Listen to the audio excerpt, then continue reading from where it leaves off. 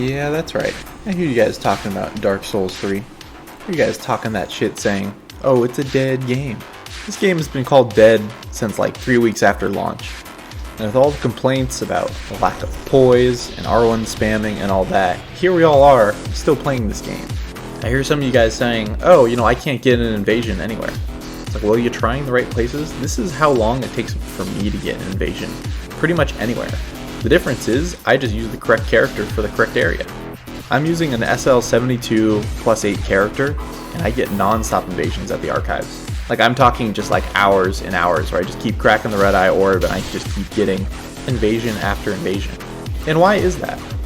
It's because I've targeted this character to invade players and co-opers who are naturally just going to get to SL80 or +8, +9, +10 weapons by the time they get to the archives.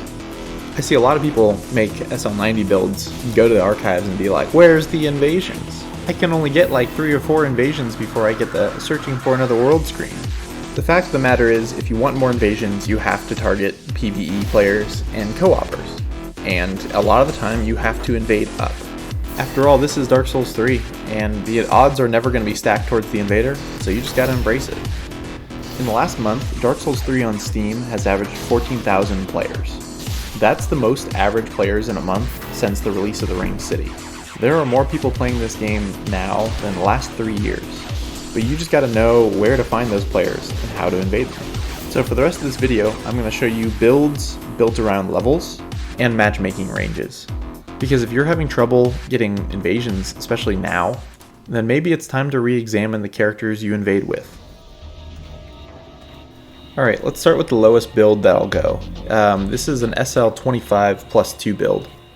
Really basic, you don't do a lot of damage. That's just kind of how low levels work, is that you just don't do a lot of damage and your opponent doesn't do a lot of damage to you, which is fine. If you want to do a lot of damage, there's like twink weapons you can use, like the Dragon Slayer's axe. But if you're using that at the high wall or like the Undead Settlement just to kill co-opers, and you're not using it to kill gankers in the swamp, like, fuck off. Nobody likes you. Anyways, this particular build gets a ton of invasions around that loop between Dilapidated Bridge and Cliff Underside Bonfire. It's a really fun level to play because it all loops back on itself. It also has that giant, which can be a tiny bit annoying. But the upside is that you're constantly invading groups of players. You can't actually invade a solo host unless they've dried finger before the Crucifixion Woods. So everyone you're going to be invading has at least one phantom in their world. I really like using the Follower Saber on this build. It has low stat requirements, so you can kind of put it on any build, but it shines here because a lot of people like to turtle up. And it has that prying edge weapon art, which is great for cracking open shields. I just like using it as a mix-up between swings. I find a lot of curved swords R2s aren't very good. So where you might see someone using a straight sword doing like R1, R1, R2, I like doing R1 and then weapon art right after that. That way if they roll backwards, I catch them again, and it's also just a fun mix-up. Alright, the next build I have here has actually a lot more range. It's a 40+4, I'm still using raw weapons. The stats really aren't that impressive because I'm kind of just dumping everything into like health and endurance. But what I love about this character is the places it gets to invade. I get pretty constant invasions all the way from Cathedral of the Deep through Crucifixion Woods if you want to get really toxic, then all the way through Farron Keep and through all the levels of the Catacombs, Smoldering Lake, and then even in Central Earthil. My main weapon for this build tends to be the Rotten Grue Curved Sword, because this is like an undead swordsman. I mean, like, the character's name is Rotting Uzziah, and everything that's like rotting in this game inflicts poison. So I'm trying to convey that with this character. But when I invade Cathedral of the Deep, there's a very good chance that the people I'm invading haven't gotten Purple Moss yet, and I would feel really bad inflicting poison they can't actually heal. So for that level, I tend to use the Corvian Great Knife or the Scimitar. These levels and this SL range is like kind of like the last like area in which poison is super effective. I know it's effective at getting rid of tiers at higher levels. I've seen a couple other players use it effectively there. But in terms of just like drain and output and pressure, poison is a really good option for this SL, and especially since you're not doing great damage because all your weapons are raw, poison tends to make a lot of sense. Personally, I really love invading the Catacombs. There's so many neat little tricks and traps and dark hallways to lure people down in like ambush spots. Nothing brings me quite as much joy watching a host get run over by the rolling ball of skeletons, or falling to their death when you cut the rope ladder while they're running across. It's a really great level, and I feel like not enough people invade here, which is a shame because there are constantly hosts and parties running through this level. This area also connects down to Smoldering Lake and like Demon Ruins, which are not great levels to invade in since Smoldering Lake is really flat and the Demon Ruins are really hard to find people in. But it just gives you a really wide range of options to invade in, and sometimes invasions can start in the catacombs, and the next thing you know you're chasing people into Smoldering Lake. So it gives you a lot of variety at least.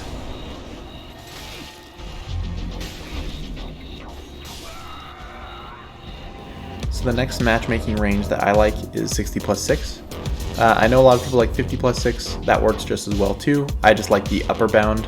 Like I primarily use this to invade Irithyll Dungeon and Profane Capital. 60+6 is kind of like a really good starting range for a lot of new invaders.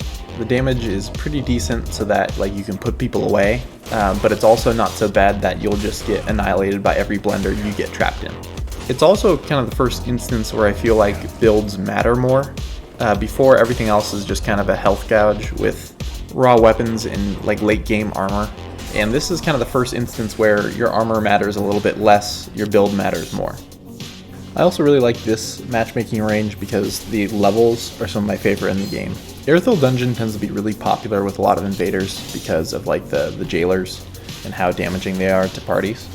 I like it because of all the corridors. It's really easy to just disappear into the level. Then you can set up ambushes and like let these maggot monsters out of their cages. I would say it's on par with like how good like catacombs are with like their different kinds of traps. And there's so many instances where you can create choke points, and with like a little bit of poise, which this character has quite a bit of, it creates these really nice little choke points that you can hold and defend. This particular character like could be a lot more meta. It is a strength build, but I'm using like a hand axe and like a not meta greatsword. Like you could easily slap a like Gundir's halberd on here with a couple more points in dexterity, but I don't really want to use that. Everyone uses it so often, and like yeah, it's effective, but I don't need to be meta levels of efficient at this level. I can just use stuff I like, and that'll get the job done. Then you have the Profane Capital, which is a bit of a unique level but has so many great aspects to it. It has this like sniper spot that overlooks this toxic swamp. If you make a character for 60+6, you gotta put a great bow on that build. It's incredibly useful for like this situation, overlooking the swamp, but it's also like practically a necessity for like getting parties to move out of that bonfire area in central Irithyll. And it's not like you need a great bow on every single one of your builds, but I find it particularly useful at this matchmaking range. The top of this ladder right here is kind of like the greatest choke point in the entire level. If a party has gone down into the swamp, this is their only way back up to the main bonfire area. So this kind of becomes like your main choke point to hold, and it's also where the Silver Cat ring becomes a complete necessity. It allows you to be really aggressive and like get in a ton of damage, or even like separate the party or kill a member of the party and then just fling yourself off the ledge. Make a nice escape, regroup, and get ready for another attack. I switch off of the Untrue Dark Ring here because I noticed I have a co-invader now, who ends up being not super useful. We end up chasing them back into Irithyll Dungeon and cornering them, where the mage then runs out of stamina and promptly gets initiated into the Lothric space program. Then of course we have my favorite matchmaking range, which is SL72+8. This lets you invade all areas of Lothric Castle and the Grand Archives. And the Grand Archives is by far my favorite area in the game to invade. But let's talk about Lothric Castle really quick. It is a very fun level to invade, in a large part due to how much mob support you get. You get the Winged Knight in the tower, and you get the Exploding Bolt crossbow guys. You also get the bigger Halberd and Axeman guys, who are really tanky, have for some reason a lot of poise, and do a lot of damage. Plus you get the Lothric Knights, who are buffed by the priests, which by the way the priests also can give you the buff as well, which gives you like better defenses and more damage. And sometimes those same priests can even heal you, so really helpful PvE to fight alongside. It often seems really easy to invade because there's never a stretch of like the level where you don't have any mob support whatsoever. You can always back up just a little bit and there will be something to help you out, either some guys with crossbows, the Axemen or something like that. And I'm not even mentioning like the big dragons that come and breathe fire on the bridge. Those can kind of be a pain in the ass because the fire hits you as well, but that's really much more of like knowing when they're breathing fire, which is just listening for audio cues. 72+8 is a really great range because you kind of catch everyone who's hitting the archives in Lothar Castle at this point. You know, not everyone has done Sigurd's Quest and gotten like the Titanite slab, but a lot of people have, so you're invading all those people while still catching all the people who haven't. So in that way, you kind of maximize the amount of people you can invade. And it's not like I feel like at +8, I'm lacking in damage. Like infusing the Flamberge with kind of anything before +10 nets you really high returns. So I feel like I'm doing a lot of damage. I feel like I have the survivability to go up against parties that are higher leveled, but I'm still getting that lower bound of people who don't have a fully upgraded weapon yet. And of course, the archives are just like my favorite place to invade. It has kind of everything that makes a good Dark Souls level. It has good verticality, it has great shortcuts, it has lots of places to set traps, it has the occasional really tough enemy. To me, it's really like the pinnacle of like From Software's level design, both from a PvE and PvP perspective. And because I never killed Lothric and Lorien, I get invaded here as well. And I do that so I can like kind of see what other invaders are doing at this level. I also know there's a couple content creators I like a lot who invade here, so sometimes I'll get invaded by them or I'll be their co-invader. So it's a great level to both invade and be invaded at. I've noticed it's also right when you start to see more dedicated gang squads. So most of who you'll be invading are like solo hosts, mostly hosts and their phantoms, but you'll also get the occasional dedicated gang squad, which is just good practice to like fight against multiple people who know what they're doing. You don't encounter them too often, and it is a nice change of pace. But one of the archive's best qualities is like the variety of different parties that you'll invade. And finally, we have SL90. Wait, hold on one sec. Let me kill this guy.